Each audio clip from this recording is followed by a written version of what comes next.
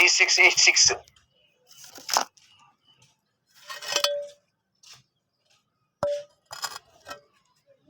CCl4 या ether के अंदर। अच्छा, अब देखें आयनिक कंपाउंड को जब हम वाटर के अंदर डिसॉल्व करते हैं तो आयनिक कंपाउंड जो होते हैं वो आयंस अलग अलग हो जाते हैं, आयंस सेपरेट हो जाते हैं और आयन की इंटरेक्शन होती है। जो आयन है वो इंटरेक्ट करते हैं किसके साथ? सॉल्वेंट के मॉलिक्यूल के साथ, और इंटरेक्शन के दौरान एनर्जी रिलीज होती है। उस एनर्जी को हम कहते हैं हाइड्रेशन एनर्जी। उस एनर्जी को हम हाइड्रेशन एनर्जी कहते हैं। तो आयनिक कंपाउंड्स वो सोल्यूबल होंगे, ठीक है, जिनकी जो हाइड्रेशन एनर्जी है वो ओवर करती है, जिनमें जो हाइड्रेशन एनर्जी होगी वो ओवर कम होगी किससे? लेट्स एनर्जी से। देखो आयनिक कंपाउंड्स वो सोल्यूबल होंगे जिनमें हाइड्रेशन एनर्जी बेटा ज्यादा होगी। हाइड्रेशन एनर्जी की वैल्यू क्या होगी? ज्यादा होगी किससे? लेट्स एनर्जी से। और जिन कंपाउंड्स में लेट्स एनर्जी की वैल्यू हाई है और जो हाइड्रेशन एनर्जी है वो कम है, वो पानी के अंदर हल नहीं होंगे, वो पानी के अंदर सोल्यूबल नहीं होंगे। देखो आयनिक कंपाउंड सोल्यूबल वो होंगे, those ionic compounds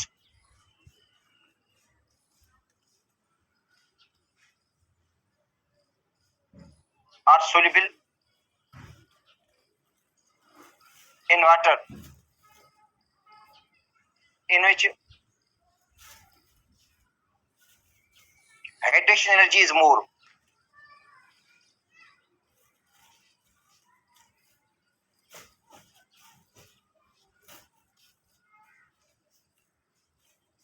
Then let's energy.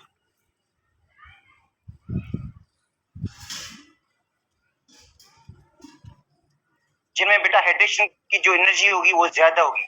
देखो हाइड्रेशन एनर्जी क्या होगी? ज्यादा होगी।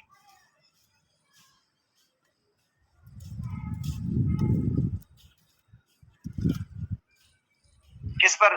किससे ज्यादा होगी? लेट्स एनर्जी से। वो कंपाउंड हल हो जाएंगे, वो कंपाउंड डिसॉल्व हो जाएंगे। दोनों वैल्यूज नेगेटिव की होती हैं बेटा, दोनों वैल्यूज नेगेटिव की हैं। हाइड्रेशन एंथैल्पी भी नेगेटिव है और जो लेट्स एनर्जी वो भी नेगेटिव है। तो इसका मतलब है हाइड्रेशन एनर्जी की वैल्यू ज्यादा नेगेटिव होनी चाहिए। हाइड्रेशन एनर्जी की वैल्यू ज्यादा नेगेटिव होनी चाहिए किससे? लेट्स एनर्जी से। तो इसका मतलब है लेट्स जो एनर्जी है, हाइड्रेशन एनर्जी हो जो हो वो ज्यादा हो किससे? लेट्स एनर्जी से। वो कंपाउंड जो होंगे वो हल हो जाएंगे जिनमें हाइड्रेशन एनर्जी की वैल्यू ज्यादा हो लेट्स एनर्जी से। सपोज करते हैं, इससे मैं एग्जांपल दे रहा हूं आपको। ये देखो 899 है किलो जूल पर मोल, और ये सपोज करते हैं 698 है किलो जूल पर मोल।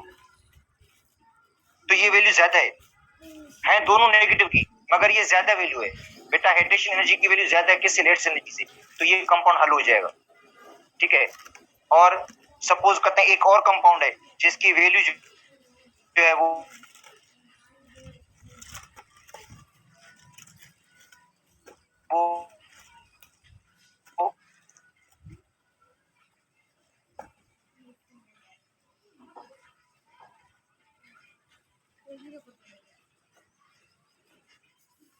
ये हाइड्रेशन एंथैल्पी है, और जो लेट्स एनर्जी है वो सपोज हो जाएगा।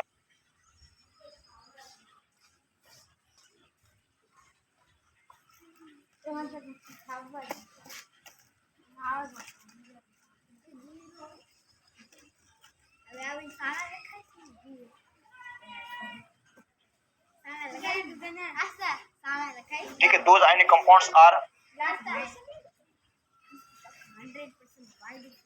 insoluble in water, having latent energy is more.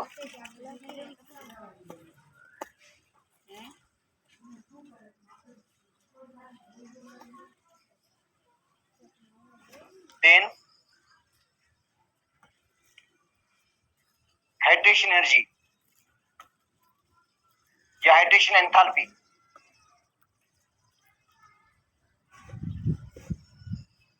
तो देखो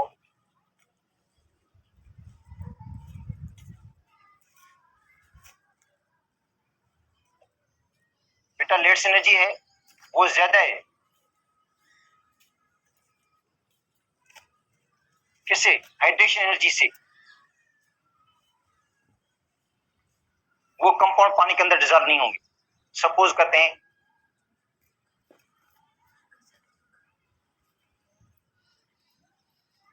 ये लेट्स एनर्जी की वैल्यू है और हाइड्रेशन एंथैल्पी जो है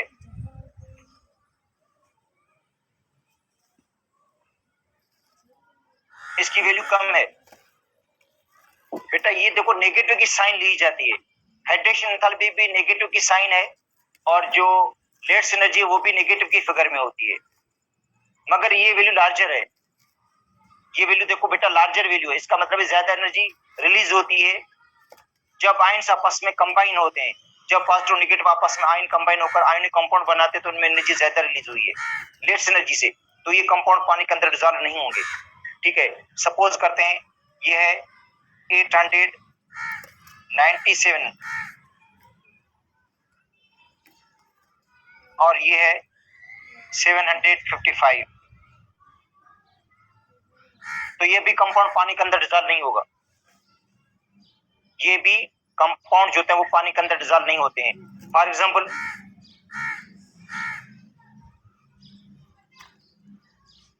बेरियम फ्लोराइड, बेरियम सल्फेट,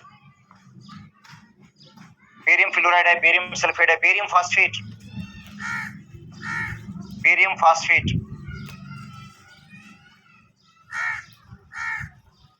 और calcium fluoride,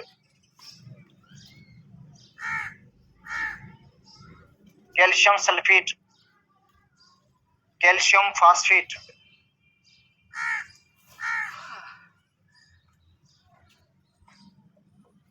strontium fluoride, strontium sulphate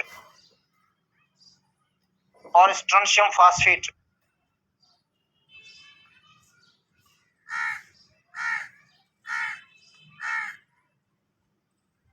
और insoluble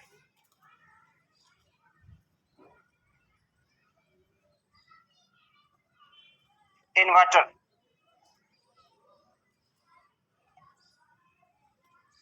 ये वाटर के अंदर इनसोल्यूबल है due to high lattice energy.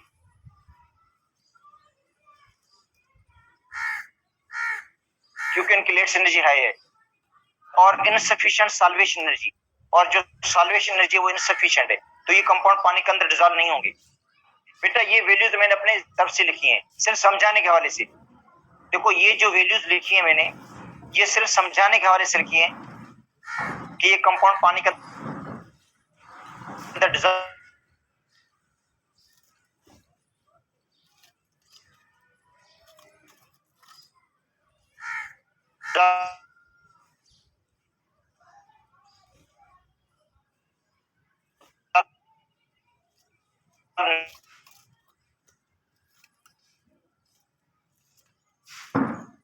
नहीं होते हैं।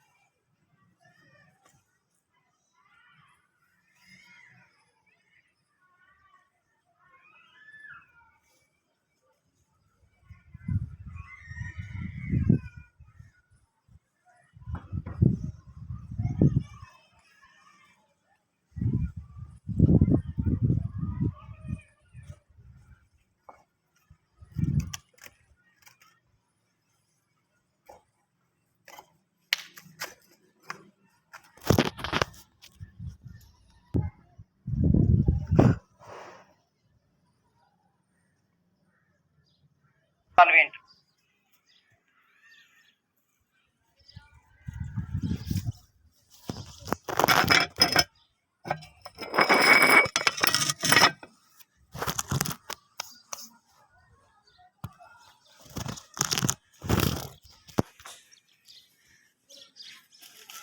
पेन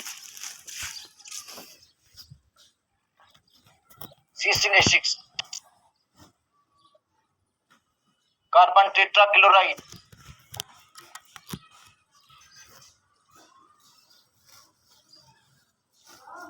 CCl4, ईथर,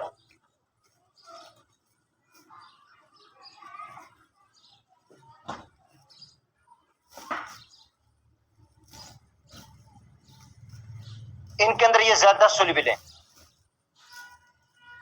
इनके अंदर जो ऑर्गेनिक कंपाउंड्स है वो ज्यादा सोल्यूबल है नॉन पोलर सॉल्वेंट के अंदर, क्योंकि जो कोलिन कंपाउंड्स हैं ज्यादातर नॉन पोलर होते हैं, इसलिए नॉन पोलर सॉल्वेंट के अंदर जो होते हैं वो डिजॉल्व हो जाते हैं रेडिली, और पोलर सॉल्वेंट वाटर के अंदर डिजॉल्व नहीं होते, क्योंकि नॉन पोलर मॉलिक्यूल्स और पोलर सॉल्वेंट के दरमियान कोई इंटरेक्शन नहीं होता।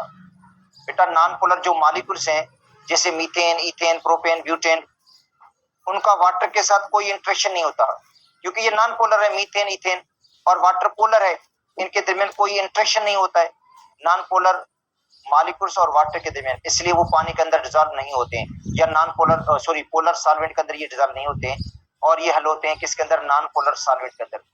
इसलिए पोलर के अंदर हल हो जाते हैं, पोलर के अंदर हल होंगे, नॉन पोलर के अंदर डिजॉल्व होंगे। लाइक डिजॉल्व लाइक होता है, ठीक है। तो एक था सोल्युबिलिटी का। अच्छा, उसके बाद है आइसोमेरिज्म।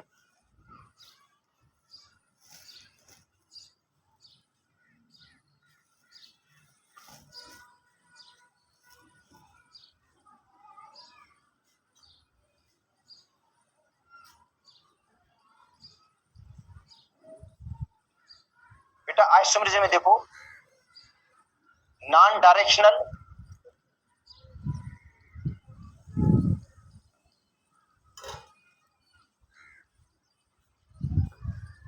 And non rigid.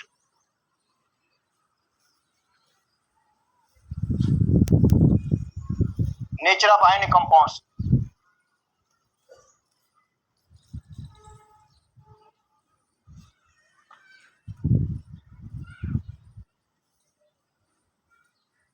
तो आयनिक जो कंपाउंड्स हैं बेटा वो नॉन डायरेक्शनल हैं और नॉन रिजिड होते हैं, ठीक है।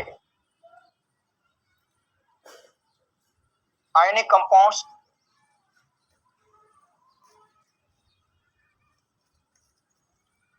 are composed of positive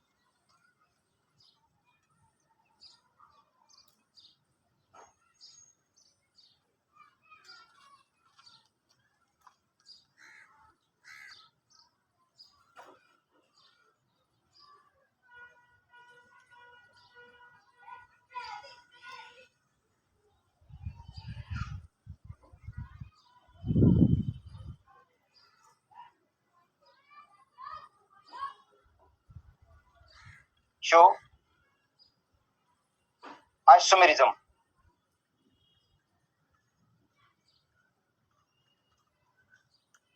ये आइसोमेरिज्म नहीं शो करेंगे बेटा, ज्योमेट्रिकल आइसोमेरिज्म या ऑप्टिकल आइसोमेरिज्म, इस टाइप का आइसोमेरिज्म नहीं शो करेंगे। आयन जो कंपाउंड्स हैं वो ज्योमेट्रिकल या ऑप्टिकल आइसोमेरिज्म नहीं शो करते हैं।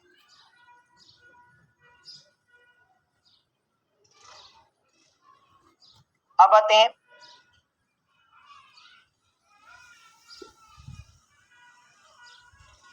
Directional and rigid nature of covalent bonds.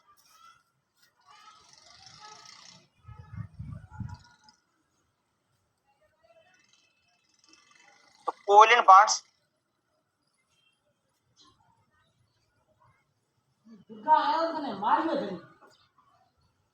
Are directional. बेटा कोवैलेंट जो बॉन्ड्स हैं वो डायरेक्शनल हैं। जो कोवैलेंट बॉन्ड्स होते हैं वो डायरेक्शनल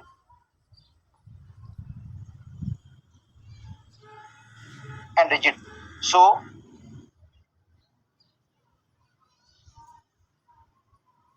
they possess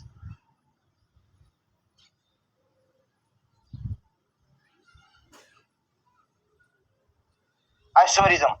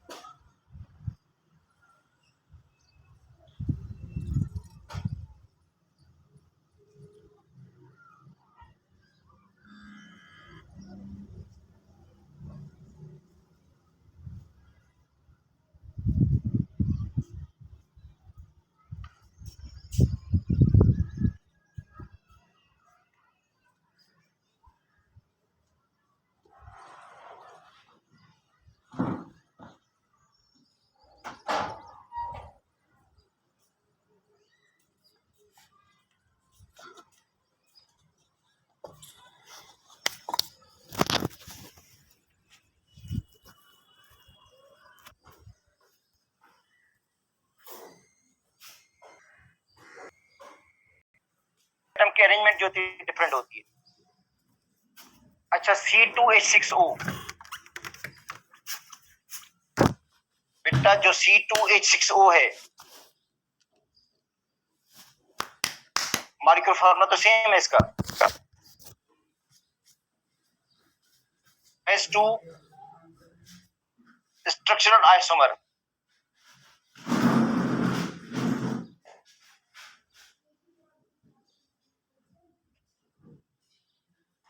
इसके दो स्ट्रक्चरल आइसोमर्स हैं बेटा। C2H6O के दो स्ट्रक्चरल आइसोमर्स हैं। एक ये है इसका आइसोमर,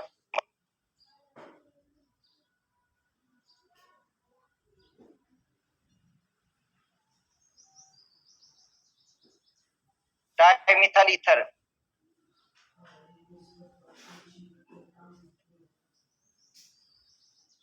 बेटा डाइमिथाइल ईथर या इसको पढ़ते हैं मीथॉक्सीमीथेन।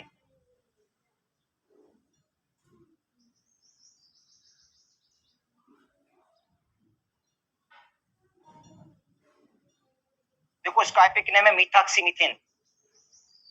तो एक इसका आइसोमर है डाइमिथाइल ईथर और दूसरा आइसोमर इसका इथाइल अल्कोहल है।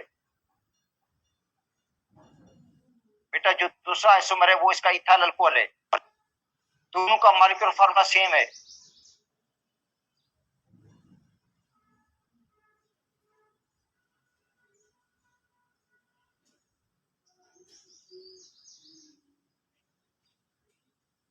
ये लोन पेयर है ऑक्सीजन के पास,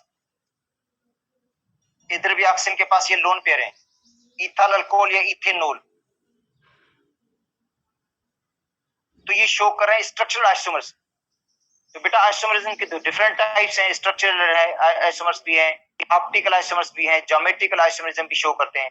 तो कोवैलेंट जो कंपाउंड्स हैं वो डायरेक्शनल हैं, रिजिड होते हैं, इसलिए उनमें आइसोमरिज्म ये शो करते हैं, ये आइसोमरिज्म शो कर सकते हैं ये। अच्छा उसके बाद है आखिर में इसकी रिएक्शन काइनेटिक्स।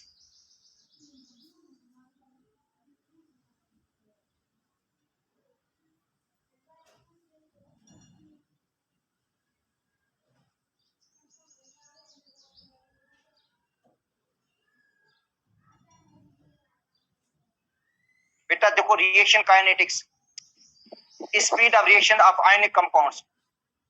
स्पीड रिएक्शन किसकी? आयनिक कंपाउंड्स की।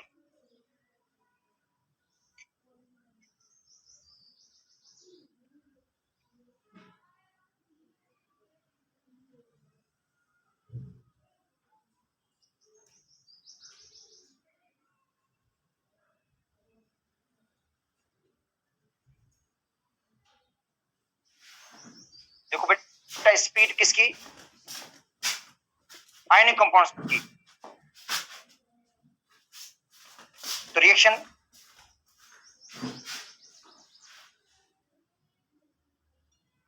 Between ionic compounds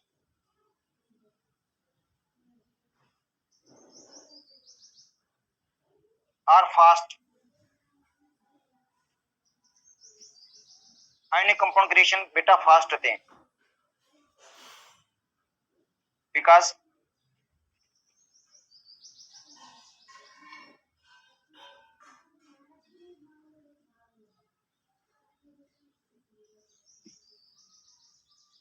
ions are free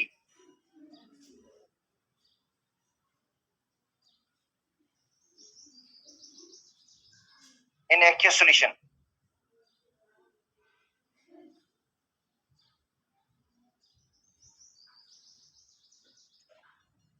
बेटा एक्वस सॉल्यूशन के अंदर आयंस फ्री होते हैं, अलग अलग होते हैं, सेपरेट होते हैं, इसलिए इजीली मिल जाते हैं, आपस इजीली कंबाइन हो जाते हैं, उनकी कोई बॉन्ड एनर्जी नहीं होती है क्योंकि वो ऑलरेडी अलग अलग होते हैं, सेपरेटेड होते हैं।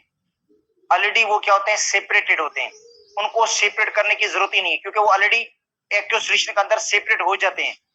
जब उनको वाटर के अंदर हम डिसॉल्व करते हैं तो आयंस अलग अलग होते हैं और पॉजिटिव नेगेटिव आयन जल्दी मिल जाते हैं आपस में और जल्दी कंपाउंड बन जाता है, जल्दी प्रोडक्ट बन जाता है, इसलिए उनके रिएक्शन माइक्रो सेकंड में हो जाते हैं।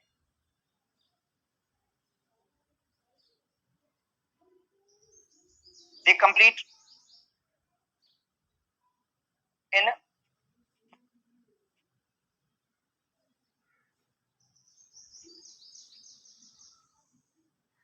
Micro seconds, 10 power -6 second.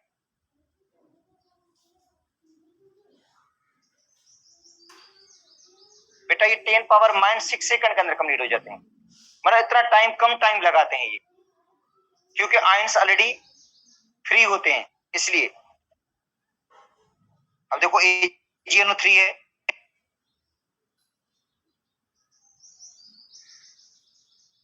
ये पॉजिटिव और नेगेटिव,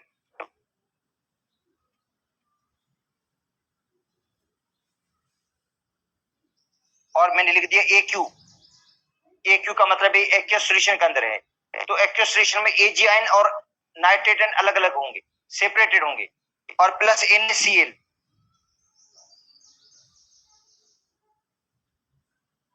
ये भी एक्वस सॉल्यूशन के अंदर है, तो इनका रिएक्शन फास्ट होगा, AgCl के साथ मिल जाएगा, सॉलिड बन जाएगा।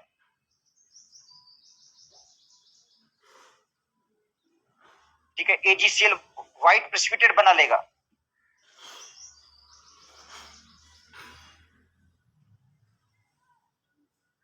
बेटा व्हाइट कलर का सॉलिड बन जाएगा। टेस्ट ट्यूब के अंदर आप देखेंगे, जैसे टेस्ट ट्यूब के अंदर मिलाएंगे उसी टाइम एकदम व्हाइट प्रेसिपिटेट बन जाएगी, व्हाइट कलर का सॉलिड बन जाएगा, और प्लस NaNO3 बनेगा जो सॉल्यूशन में होगा।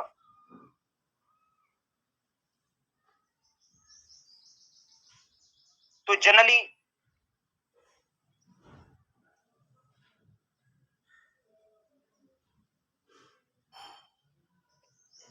reactions between ionic compounds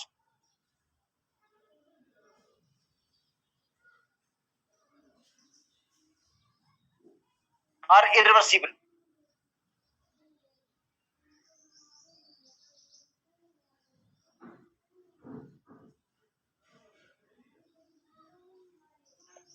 ionic compound के दरमियान जो रिएक्शन होते हैं बेटा इरिवर्सिबल होते हैं, और कोवैलेंट कंपाउंड के दरमियान जो रिएक्शंस होते हैं जनरली रिवर्सिबल होते हैं।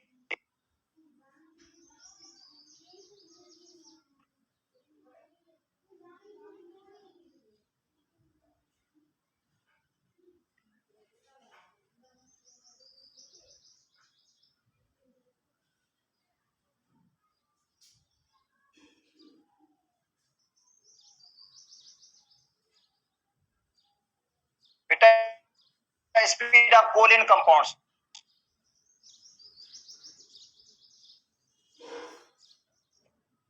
Generally reactions between covalent compounds.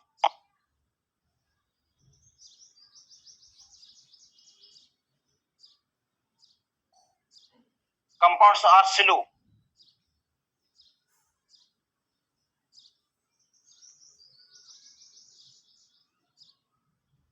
Because of bond energy.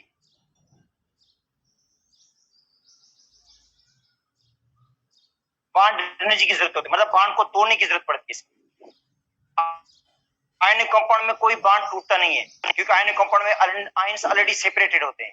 Aqueous reaction के अंदर आयंस ऑलरेडी अलग अलग होते हैं, मगर कोवैलेंट कंपाउंड्स में बॉन्ड को ब्रेक करना पड़ता है, बॉन्ड को तोड़ना पड़ता है, और बॉन्ड को तोड़ने के लिए हाई हीट की जरूरत पड़ती है। जब तक उनको हीट नहीं मिलेगी तब तक उनका रिएक्शन नहीं होगा। और कोवैलेंट कंपाउंड्स का रिएक्शन जनरली रूम टेम्परेचर पे कम होते हैं, उनको हीट देनी पड़ती है, इसलिए उनके रिएक्शन क्या होते हैं, स्लो होते हैं, बॉन्ड ब्रेकिंग और बॉन्ड मेकिंग की एनर्जी की वजह से। क्योंकि जाहिर है पहले बॉन्ड ब्रेक होंगे, बॉन्ड टूटेंगे, इसलिए पहले उनको एनर्जी देनी पड़ती है, एनर्जी सप्लाई करनी पड़ती है ताकि वो बॉन्ड टूटे। इसलिए इनके दरमियान जो रिएक्शंस होते हैं, कोवैलेंट कंपाउंड के दरमियान रिएक्शन क्या होते हैं बेटा, स्लो होते हैं। ठीक है, एंड रिएक्शंस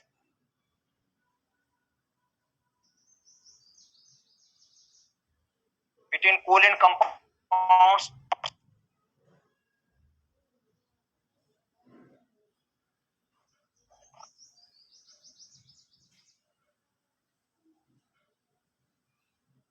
are generally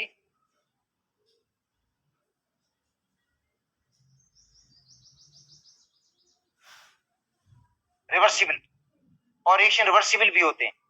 अब देखो N2 प्लस H2 अमोनिया बनती है, ये रिएक्शन रिवर्सिबल है। नाइट्रोजन हाइड्रोजन मिलकर अमोनिया बनती है, और अमोनिया जब डिसोसिएट होती है तो वापस नाइट्रोजन हाइड्रोजन बन जाती है, तो रिएक्शन रिवर्सिबल है। अच्छा, PCl5 जब डिसोसिएट होता है तो PCl3 बन जाता है प्लस Cl2, तो ये रिएक्शन रिवर्सिबल है। ठीक है, एसिटिक एसिड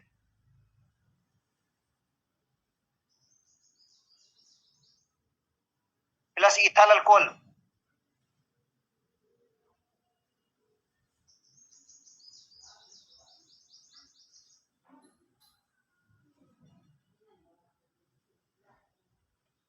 इथाइल एसीटेट बन जाता है।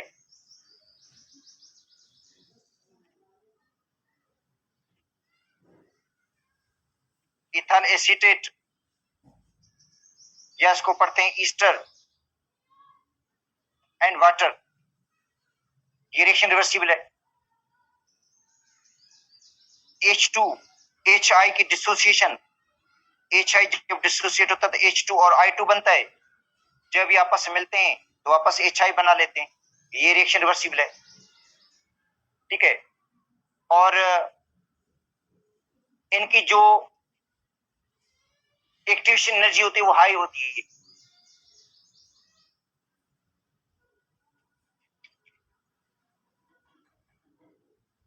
बेटा इन रिएक्शन की जो एक्टिवेशन एनर्जी है वो जनरली ज्यादा होती है, और आयनिक कंपाउंड की जो एक्टिवेशन एनर्जी होती है वो लो होती है, समझे। तो ये बेटा था स्पीड ऑफ द रिएक्शन इनके बारे में। अब ये चैप्टर आपका कंप्लीट हो गया, केमिकल बॉन्डिंग का चैप्टर कंप्लीट हो गया, पूरा पढ़ लिया हमने, और जितने भी टॉपिक हैं देखो उसके अंदर सारे शामिल हैं। अच्छा देखें, हमने स्टार्ट किया था कोवैलेंट बॉन्ड के इंट्रोडक्शन से, कि कोवैलेंट बॉन्ड जो मतलब बनता है, या केमिकल जो बॉन्ड बनता है या मॉलिक्यूल जो बनते हैं, तो उनमें एटम एक दूसरे के करीब आ जाते हैं, एटम एक दूसरे के क्लोज आते हैं, तो दो किस्म की फोर्सेस उन पर एक्ट करते हैं। एक होती है फोर्स ऑफ अट्रैक्शन, एक होती है फोर्स ऑफ रिपल्शन। अगर फोर्स ऑफ अट्रैक्शन डोमिनेट हो जाएगी फोर्स ऑफ रिपल्शन पे तो बॉन्ड बन जाएगा, और पोटेंशियल एनर्जी डिक्रीज होगी। इसका मतलब है जब बॉन्ड बनता है तो पोटेंशियल एनर्जी डिक्रीज होती है, और जब एटम ज्यादा क्लोज आ जाते हैं और मॉलिक्यूल बन जाता है तो उनके दरमियान जो डिस्टेंस होता है उस डिस्टेंस को हम कहते हैं बॉन्ड लेंथ। जो डिस्टेंस होता है, जैसे H2 का बॉन्ड लेंथ है 75.4 पिकोमीटर और एनर्जी रिलीज हुई है 436 और पोटेंशियल एनर्जी मिनिमम हो गई है। और जब बॉन्ड टूटेगा, बॉन्ड ब्रेक होगा, तो पोटेंशियल एनर्जी बढ़ेगी। जब बॉन्ड टूटेगा तो पोटेंशियल एनर्जी बढ़ेगी और प्रेशर बढ़ जाएगी। पोटेंशियल एनर्जी इंक्रीज होती है बॉन्ड की ब्रेकिंग में और बॉन्ड मेकिंग में पोटेंशियल एनर्जी डिक्रीज हो जाती है। ठीक है। अच्छा, उसके बाद देखो, उसके बाद जो हमारा टॉपिक था वो था एटॉमिक रेडियस का। बेटा एटॉमिक रेडियस, आयनिक रेडियस और कोवेलेंट रेडियस। देखो एटॉमिक रेडियस है average distance between the nucleus to the outermost shell. Average distance between nucleus to the outermost shell इसको हम कहते हैं डिस्टेंस। और ये डिस्टेंस जो है हम एक्यूरेटली एग्जैक्टली मेजर नहीं कर सकते हैं, क्योंकि एक तो एटम की एग्जैक्ट कोई बाउंड्री वगैरह नहीं होती है, और दूसरी बात यह है कि हमने पढ़ा है क्वांटम मैकेनिक्स के अंदर कि इलेक्ट्रॉन न्यूक्लियस से ज्यादा डिस्टेंस पे भी मिल सकता है। तो इसका मतलब है एक्यूरेट रेडियस हम मालूम नहीं कर सकते किसी भी एटम का। अच्छा, फिर हम रेडियस किस तरह निकालेंगे? हम निकालते हैं मॉलिक्यूल से। बेटा रेडियस निकालते हैं मॉलिक्यूल से, जिसमें दो एटम बॉन्डेड होते हैं, जैसे H2, जैसे Cl2, जैसे Br2, जैसे O2 सिंगल बॉन्ड। तो दो न्यूक्लियाई के दरमियान जो डिस्टेंस है, दो न्यूक्लियाई के दरमियान जो डिस्टेंस होता है उसको हम कहते हैं बॉन्ड लेंथ। और वो बॉन्ड लेंथ एक्सरे डिफ्रेक्शन से भी मेजर कर सकते हैं, स्पेक्ट्रोस्कोपिक मेजरमेंट से भी निकाल सकते हैं बॉन्ड लेंथ। जो डिस्टेंस होता है दो न्यूक्लियाई के दरमियान, उसी डिस्टेंस को 2 से हम डिवाइड करेंगे तो हमें मिलेगा एटॉमिक कोवेलेंट रेडियस। तो जो कोवेलेंट रेडियस है वो half of the bond length, half of the single bond length. बेटा जो कोवेलेंट रेडियस है वो है half of the single bond length between two homonuclear diatomic molecule. ठीक है। अच्छा, उसके बाद है आयनिक रेडियस। जब एटम इलेक्ट्रॉन लूज या गेन करता है तो आयन बन जाते हैं, और उस रेडियस को हम कहते हैं आयनिक रेडियस। जब इलेक्ट्रॉन एटम लूज करता है तो केटाइन बन जाता है, और केटाइन का रेडियस क्या होता है? छोटा होता है, स्मॉलर होता है उसके न्यूट्रल एटम से। और जितनी चार्ज बढ़ती जाएगी उतना रेडियस छोटा होता जाएगा, स्मॉल होता जाएगा। सोडियम आयन से मैग्नीशियम आयन का रेडियस छोटा होगा, मैग्नीशियम से एल्यूमिनियम आयन का रेडियस छोटा होगा, क्योंकि ये पॉजिटिव आयन्स हैं, इनका रेडियस छोटा हो जाता है, स्मॉल हो जाता है। क्योंकि जितनी इलेक्ट्रॉन लूज हो जाते हैं, जितने इलेक्ट्रॉन रिमूव हो जाते हैं, उतनी न्यूक्लियर चार्ज बढ़ जाती है। समझे, प्रोटॉन की तादाद न्यूक्लियस के अंदर बढ़ जाती होती है, प्रोटॉन ज्यादा हो जाते हैं इलेक्ट्रॉन से, और इफेक्टिव न्यूक्लियर चार्ज बढ़ती है जो इलेक्ट्रॉन को अपनी तरफ ज्यादा अट्रैक्ट करती है, और साइज क्या हो जाता है? छोटा हो जाता है आयन का, केटाइन का। जबकि जो एनाइन है, जब कोई एटम इलेक्ट्रॉन गेन करता है तो नेगेटिव आयन बन जाते हैं, और एनाइन का जो साइज होता है वो लार्जर होता है 10 न्यूट्रल एटम। इसका मतलब क्लोराइड आयन का साइज लार्जर होगा क्लोरीन एटम से, सल्फाइड आयन का साइज लार्जर होगा सल्फर एटम से, फास्फाइड आयन का साइज लार्जर होगा फास्फोरस के एटम से। और जितनी नेगेटिव चार्ज ज्यादा होगी इतना साइज बढ़ेगा, क्योंकि इलेक्ट्रॉन की रिपल्शन बढ़ जाती है, साइज बढ़ जाता है एनाइन का। तो फास्फाइड आयन का साइज लार्जर होगा, जो फास्फाइड आयन है वो साइज में लार्जर होता है। बेटा रिवाइज करवा रहा हूं, फास्फाइड आयन साइज में लार्जर होगा,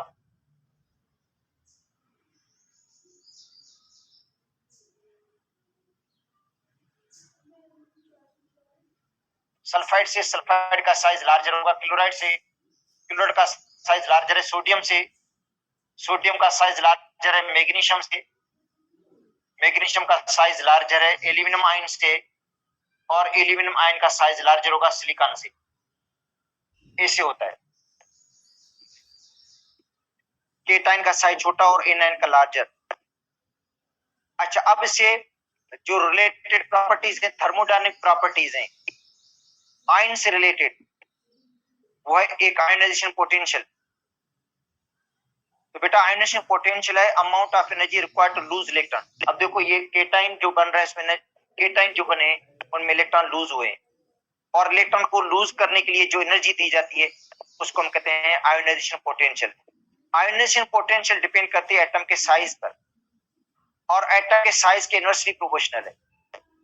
अगर एटम का छोटा है तो इलेक्ट्रॉन न्यूक्लियस के क्लोज होगा, अट्रैक्शन स्ट्रॉन्गर होगी और आईपी की वैल्यू ज्यादा होगी। तो लेफ्ट टू राइट एटम का साइज छोटा होता है, लेफ्ट टू राइट एटम का जो साइज है वो छोटा होता है, तो आईपी बढ़ जाती है, तो पीरियड्स के अंदर आईपी बढ़ती है। और ग्रुप में टॉप टू बॉटम, ग्रुप में टॉप टू बॉटम एटम का साइज लार्जर हो जाता है, बढ़ता है, क्योंकि एक तो शेल बढ़ जाते हैं, दूसरा उनमें शील्डिंग फिट बढ़ता है। शील्डिंग फिट कहते हैं रिपल्शन को बिटवीन इनर इंटरवेनिंग इलेक्ट्रॉन्स।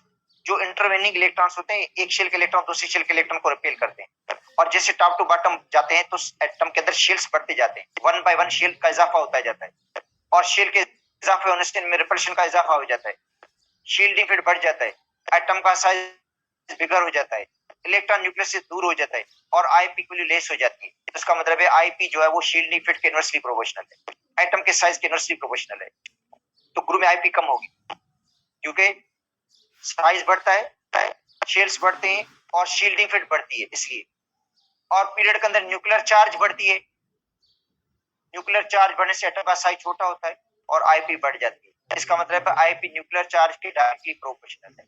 अच्छा, कुछ ग्रुप्स के अंदर लेफ्ट टू राइट जाते हैं तो इरेगुलरिटीज हैं, स्पेशली ग्रुप थर्ड के अंदर और ग्रुप 6 के अंदर, because of electronic configuration, electronic configuration की वजह से, इलेक्ट्रॉन की डिस्ट्रीब्यूशन की वजह से।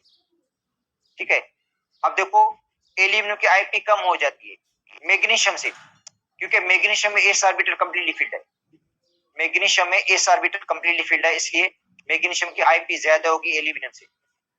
या बेरिलियम की आईपी ज्यादा होगी बोरान से, बेरिलियम की आईपी ज्यादा है बोरान से, इसलिए कि बेरिलियम में एस ऑर्बिटल कंप्लीटली फिल्ड है, और बोरान में एक ही में इलेक्ट्रॉन है जो इजीली लूज हो जाता है, इसलिए ग्रुप थर्ड में इरेगुलरिटी है। अच्छा, ग्रुप जो 6 है उसमें भी इरेगुलरिटी है, सल्फर की आईपी कम हो जाती है फास्फोरस से, या ऑक्सीजन की आईपी कम हो जाती है नाइट्रोजन से, क्योंकि नाइट्रोजन जो है और फास्फोरस इनका पी ऑर्बिटल हाफ फील्ड है। नाइट्रोजन और फास्फोरस का जो पी ऑर्बिटल होता है वो बेटा हाफ फील्ड होता है, और हाफ फील्ड ऑर्बिटल ज्यादा स्टेबल है, इसलिए उनकी आईपी ज्यादा हो जाती है। तो नाइट्रोजन की आईपी ज्यादा होगी, नाइट्रोजन की जो आईपी है वो ज्यादा है ऑक्सीजन से, और फास्फोरस की आईपी जो होती है वो ज्यादा होती है सल्फर से, क्योंकि इनका जो पी ऑर्बिटल है वो हाफ फील्ड है। इसलिए ग्रुप थर्ड में इरेगुलरिटी है और ग्रुप 6 में इरेगुलरिटी है। तो आईपी ज्यादा किसकी होगी? जो हाफ फील्ड ऑर्बिटल होगा और कंप्लीट फील्ड ऑर्बिटल होगा उसकी आईपी ज्यादा होगी नॉर्मली। और जो इस ब्लॉक के एलिमेंट्स हैं ग्रुप फर्स्ट वाले, उनकी फर्स्ट आईपी लो है, पहला इलेक्ट्रॉन लूज करना उनमें आसान है, सेकंड आईपी उनकी ज्यादा है, क्योंकि उनका आखिरी में एक इलेक्ट्रॉन होता है। अब जब वो एक इलेक्ट्रॉन लूज कर देते हैं उनके बाद उनका ऑक्टेट कंप्लीट हो जाता है, आउटरमोस्ट ऑर्बिट कंप्लीट हो जाता है, उनके आयन स्टेबल हो जाते हैं, और स्टेबल आयन में से इलेक्ट्रॉन लूज करना बहुत मुश्किल हो जाता है।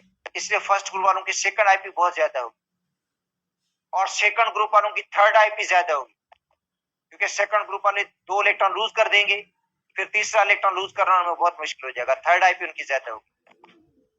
अच्छा, उसके बाद ये तो हो गया आईपी का ट्रेन ग्रुप के अंदर और पीरियड के अंदर। उसके बाद है इलेक्ट्रॉन एफिनिटी। देखो मेटल इलेक्ट्रॉन लूज करता है, मेटल जो होता है वो इलेक्ट्रॉन लूज करता है, और लूज करने के लिए जो एनर्जी देते हैं उस एनर्जी को हम कहते हैं आयोनाइजेशन पोटेंशियल।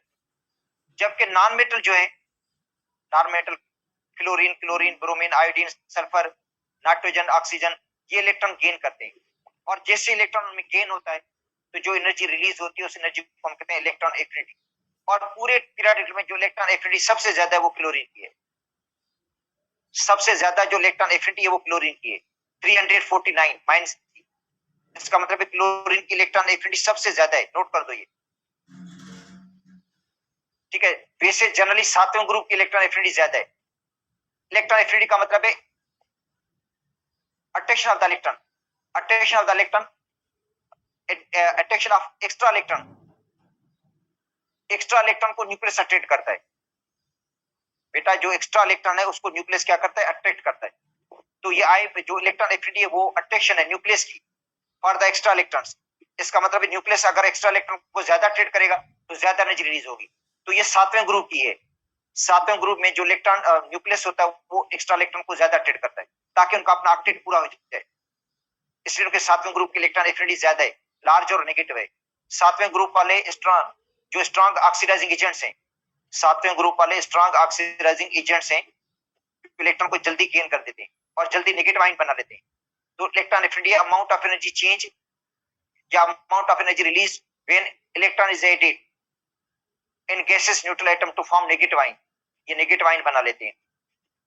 अच्छा, इलेक्ट्रॉन एफिनिटी जो है वो एटम के साइज पे डिपेंड करती है, न्यूक्लियर चार्ज पे डिपेंड करती है, शील्डिंग फिट पे डिपेंड करती है। लेफ्ट टू राइट बढ़ेगी, left to right electron affinity बढ़ती है, टॉप टू बॉटम कम हो जाती है।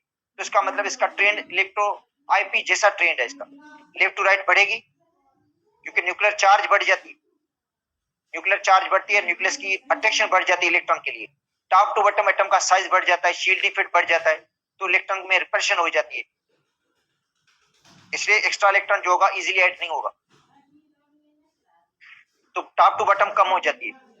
इलेक्ट्रॉन एफिनिटी कुछ ग्रुप एबनॉर्मल है, एबनॉर्मली लो होती है।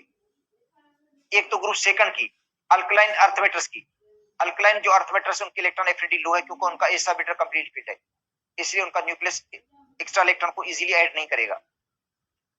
एक नाइट्रोजन के ग्रुप की कम है क्योंकि उनका पी ऑर्बिटल हाफ फिल्ड है, इसलिए पी ऑर्बिटल हाफ फिल्ड है, इसलिए अगर कोई इलेक्ट्रॉन ऐड होगा तो उन इलेक्ट्रॉन को जाकर पेयर बनाना पड़ेगा, इसलिए चेंज जो होगी वो एनर्जेटिकली फेवरेबल नहीं होगी। एक नोबल गैसेस की इलेक्ट्रॉन एफिनिटी कम है क्योंकि उनमें भी उनका जो आउटर मोस्ट ऑर्बिट है वो पी ऑर्बिटल कंप्लीट फिट है, उनका जो आउटर मोस्ट ऑर्बिट है वो कंप्लीटली फिट है, पी में 6 इलेक्ट्रॉन्स हैं, इसलिए उनकी इलेक्ट्रॉन एफिनिटी कम होती है।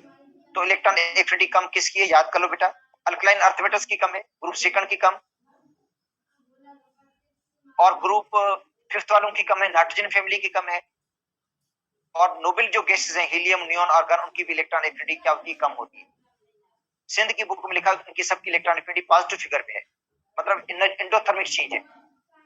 अच्छा, ऑक्सीजन में 2 इलेक्ट्रॉन ऐड होते हैं, जब ऑक्सीजन में पहला इलेक्ट्रॉन ऐड करते हैं तो एक्सोथर्मिक इलेक्ट्रॉन ऐड होता है, मतलब हीट रिलीज होती है। जो ऑक्सीजन में पहला इलेक्ट्रॉन ऐड करते हैं वो एक्सोथर्मली ऐड होता है, हीट रिलीज होती है। जब सेकंड इलेक्ट्रॉन ऐड करते हैं तो एंडोथर्मिक चेंज होती है क्योंकि ऑक्सीजन के ऊपर नेगेटिव चार्ज होती है और इनकमिंग इलेक्ट्रॉन को रिपल्शन का सामना करना पड़ता है, आने वाले इलेक्ट्रॉन को रिपल्शन को फेस करना पड़ता है। ऑलरेडी नेगेटिव चार्ज आंदा ऑक्सीजन के पास ऑलरेडी नेगेटिव चार्ज है, इसलिए जो इनकमिंग इलेक्ट्रॉन होगा उसको रिपल्शन को फेस करना पड़ेगा और एनर्जी देनी पड़ेगी आपको, तब इलेक्ट्रॉन ऐड होगा, चेंज एंडोथर्मिक हो जाएगी। सल्फर में जो पहला इलेक्ट्रॉन ऐड होता है वो एक्सोथर्मिक है क्योंकि सल्फर की जो फर्स्ट इलेक्ट्रॉन एफिनिटी वो नेगेटिव की है, -191 किलो जूल। ऑक्सीजन की भी फर्स्ट इलेक्ट्रॉन एफिनिटी नेगेटिव की है, -141, मगर जो सेकंड इलेक्ट्रॉन एफिनिटी है, सेकंड इलेक्ट्रॉन एफिनिटी ऑक्सीजन की और सल्फर की, वो पॉजिटिव फिगर में होगी क्योंकि ऑक्सीजन के ऊपर भी नेगेटिव चार्ज आ जाएगी और सल्फर के ऊपर भी नेगेटिव चार्ज आ जाती है जब एक इलेक्ट्रॉन ऐड हो जाता है, और जब दूसरा इलेक्ट्रॉन ऐड करते हैं तो रिपल्शन को फेस करना पड़ता है उस दूसरे इलेक्ट्रॉन को, इसलिए चेंज एंडोथर्मिक हो जाती है और हीट क्या होती है, एब्जॉर्ब होती है, इसलिए उनकी इलेक्ट्रॉन एफिनिटी क्या होगी, पॉजिटिव फिगर में होगी, ऑक्सीजन की भी और सल्फर की भी। तो ये था बेटा इलेक्ट्रॉन एफिनिटी का कंसेप्ट। और आयनिक बॉन्ड जब बनता है तो ये दोनों एनर्जी इन्वॉल्व होती है आयनिक बॉन्ड बनाने में। अब देखो आयनिक बॉन्ड बनेगा तो मेटल इलेक्ट्रॉन लूज करेगा, और लूज करेगा तो उसको एनर्जी देंगे जिसको हम कहते हैं आयोनाइजेशन पोटेंशियल। जैसे सोडियम इलेक्ट्रॉन लूज करेगा तो सोडियम को हम हीट देंगे जिसको हम कहते हैं आयोनाइजेशन पोटेंशियल, और क्लोरीन इलेक्ट्रॉन गेन करेगा, गेन करके नेगेटिव आयन बनाएगा तो एनर्जी रिलीज होगी जिसको हम कहते हैं इलेक्ट्रॉन एफिनिटी। तो इसका मतलब है आयनिक बॉन्ड में ये दोनों एनर्जीज इन्वॉल्व होती हैं, इलेक्ट्रॉन एफिनिटी भी और आईपी भी, और उसके बाद पॉजिटिव नेगेटिव आयन आपस में मिल जाते हैं और एनर्जी को रिलीज करते हैं जिसको हम कहते हैं let's energy. Let's energy ionic compound की प्रॉपर्टीज डिपेंड लेट्स एनर्जी पे करती हैं, जितनी एनर्जी ज्यादा होगी उतनी आयनिक कंपाउंड की स्टेबिलिटी ज्यादा होगी, आयनिक कंपाउंड मोर स्टेबल होगा और उसकी सोल्युबिलिटी कम हो जाएगी। इसका मतलब है जितनी लेट्स एनर्जी की वैल्यू ज्यादा होगी सोल्युबिलिटी उतनी कम होगी। तो आज इतना ही काफी है और कल न्यू चैप्टर स्टार्ट करेंगे, chapter 5 energetics of the chemical reaction.